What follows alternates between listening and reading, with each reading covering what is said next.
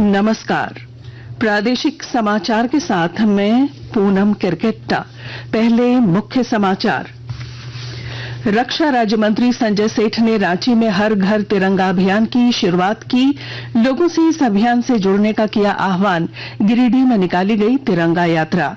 राष्ट्रीय अनुसूचित जनजाति आयोग की टीम ने किया पाकुड़ का दौरा। संताल परगना में बांग्लादेशी घुसपैठ पर जताई चिंता। सांसद निशिकांत दुबे ने राज्य सरकार पर फिर बोला हमला।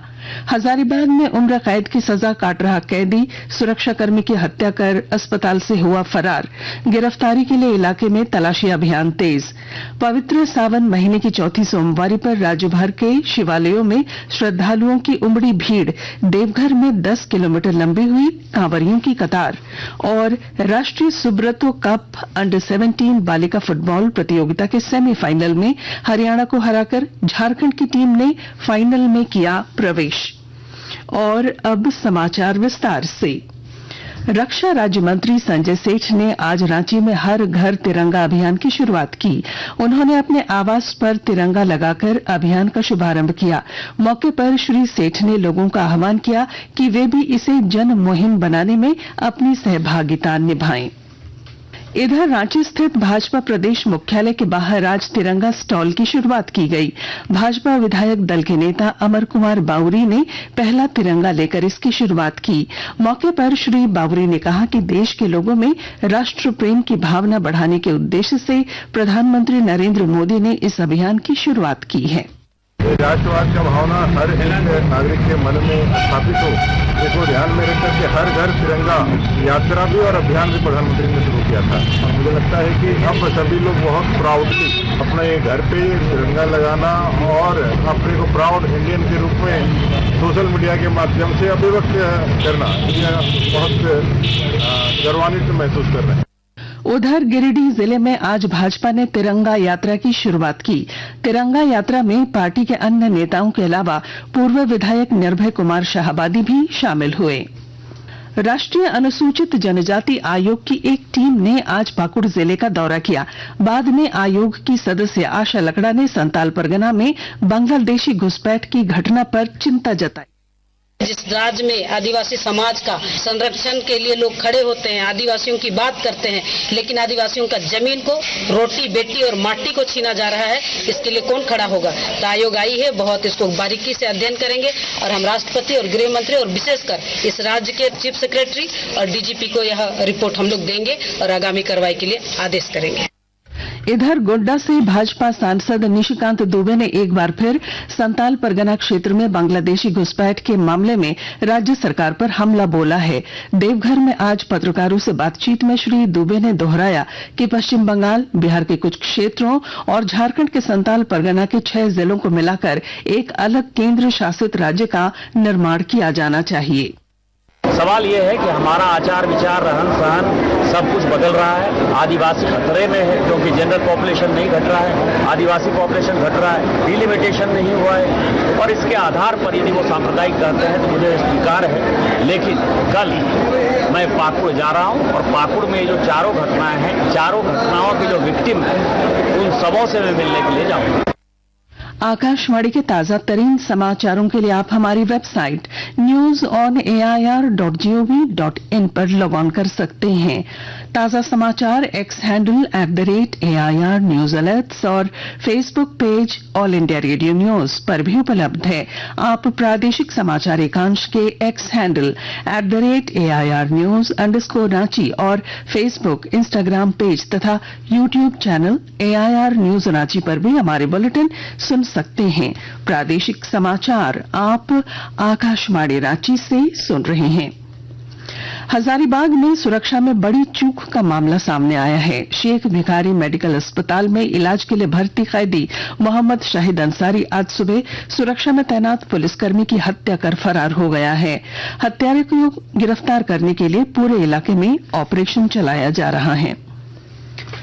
गिरिडीह जिले के सरिया थाना क्षेत्र के केसवारी गांव में आज 2 बाइक सवार नकाबपोश अपराधियों ने एक ग्राहक सेवा केंद्र सीएससी के संचालक से दिन दहाड़े 2 लाख रुपए लूट लिए।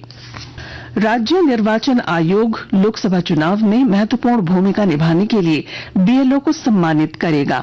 इतना ही नहीं, मतदान के प्रति वोटरों को और अधिक प्रोत्साहित करने के लिए एक क्विज भी कराया जाएगा। राज्य के मुख्य निर्वाचन पदाधिकारी ने आज अपने कार्यालय में लोकसभा चुनाव 2024 के स्टैटिस्टिकल बुक के अनावरण के दौरान ये जानकारी दी।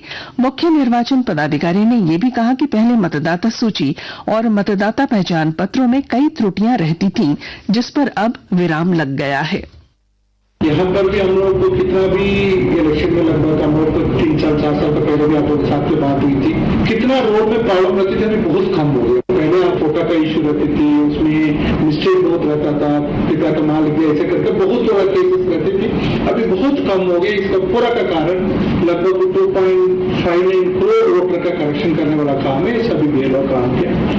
केंद्रीय सामाजिक न्याय और अधिकारिता मंत्रालय ने आज पूरे देश में नशा मुक्त भारत अभियान के अंतर्गत नशीली दवाओं के दुरुपयोग के खिलाफ एक सामूहिक रूप से प्रतिज्ञा लेने का कार्यक्रम आयोजित किया।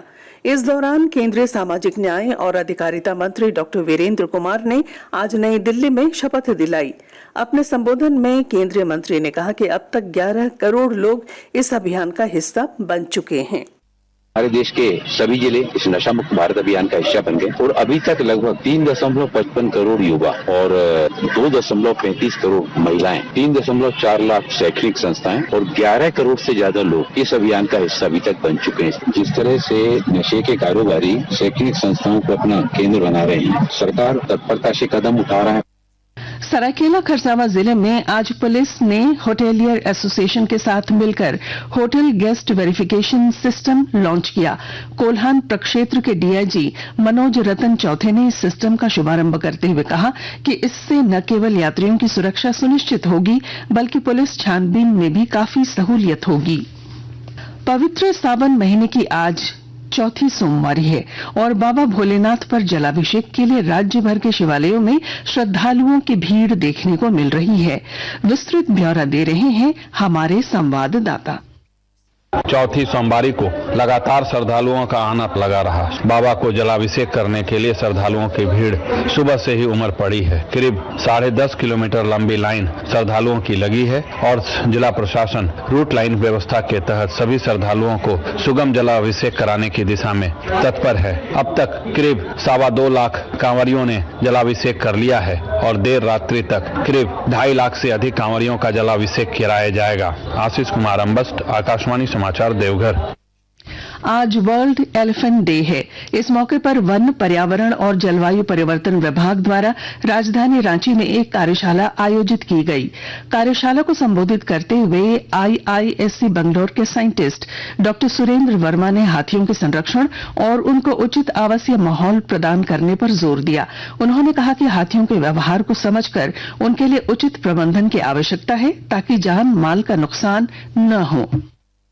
हाथी के साथ किस तरह का मैनेजमेंट किया जाए ताकि जो ह्यूमन एलिफेंट कॉन्फ्लिक्ट वो कम हो, जिससे जो जान माल की क्षति होती है, विशेषकर जो मृत्यु होती है, उसके दर को कम किया जाए। हाथी के बिहेवियर को ज़्यादा से ज़्यादा समझा जाए। हर एक झुंड का अलग अलग बिहेवियर होता है, तो उसको समझने की जरूरत है। इसलिए हम लोग एक्सपर्ट से मदद लेंगे। नई दिल्ली में चल रही राष्ट्रीय सुब्रतो कप अंडर 17 बालिका वर्ग फुटबॉल प्रतियोगिता में झारखंड की बालिका टीम ने शानदार प्रदर्शन करते हुए सेमीफाइनल मुकाबले में हरियाणा को 4-2 से पराजित कर दिया है। अब झारखंड का फाइनल मुकाबला बांग्लादेश से होगा। मुख्यमंत्री हेमंत सोरेन ने टीम को फाइनल मुकाबले के लिए शुभकामनाएं दी हैं। और अब बुलेटिन के आखिर में मुख्य समाचार एक बार फिर। रक्षा राज्य मंत्री संजय सेठ ने रांची में हर घर तिरंगा अभियान की शुरुआत की। लोगों से इस अभियान से जुड़ने का किया आह्वान। गिरिडीह में निकाली गई तिरंगा यात्रा। राष्ट्रीय अनुसूचित जनजाति आयोग की टीम ने किया पाकुड़ का दौरा। संताल परगना में बांग्लादेशी घुसपैठ पर जताई चिंता। सांसद निशिकांत दुबे ने राज्य सरकार पर फिर बोला हमला। हजारीबाग में उम्र कैद की सजा काट रहा कैदी सुरक्षाकर्मी की हत्या कर अस्पताल से हुआ फरार। गिरफ्तारी के लिए इलाके में तलाशी अभियान तेज। पवित्र सावन महीने की चौथी सोमवारी पर राज्य भर के शिवालयों में श्रद्धालुओं की उमड़ी भीड़, देवघर में 10 किलोमीटर लंबी हुई कांवरियों की कतार। और राष्ट्रीय सुब्रतो कप अंडर 17 बालिका फुटबॉल प्रतियोगिता के सेमीफाइनल में हरियाणा को हराकर झारखंड की टीम ने फाइनल में किया प्रवेश। और इसके साथ ही आकाशवाणी रांची से प्रादेशिक समाचार का ये बुलेटिन समाप्त हुआ। नमस्कार।